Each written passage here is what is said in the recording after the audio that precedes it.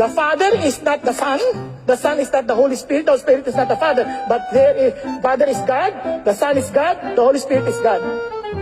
Isa lang siya, pero in triunity. Hindi siya pwedeng tatlong Diyos. Alam niyo bakit? Ang tatlong Diyos, ibig sabihin niyan, pwede siya mag-away-away. Tama ba? Eto, hindi. They can work together. Nakikita niyo itong kape na to? 3 in 1. Pag kumuha ka ng 3 in 1, hindi ka pwedeng mag-black coffee using this. Naintindihan? Hindi ka lang pwedeng mag-milk lang. Hindi ka lang pwedeng mag-sugar lang. You have to take it as one. But they are 3 in 1. Naintindihan ninyo?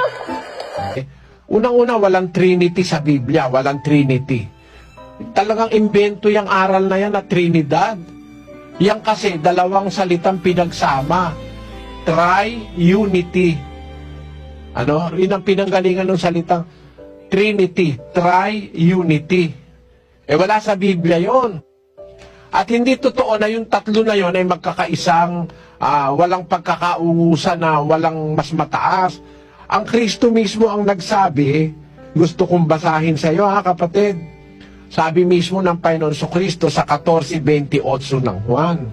Narinig ninyo kung paanong sinabi sa inyo, papanaw ako at paririto ako sa inyo. Kung ako'y inyong iniibig, kayo'y mga gaganap, dahil sa ako'y pasa sa Ama, sapagkat ang Ama ay lalong dakila kaysa akin. Ayon, maliwanag ang Ama lalong dakila kaysa akin. Paano silang pantay na pantay nun? Mas dakila pala yung Ama.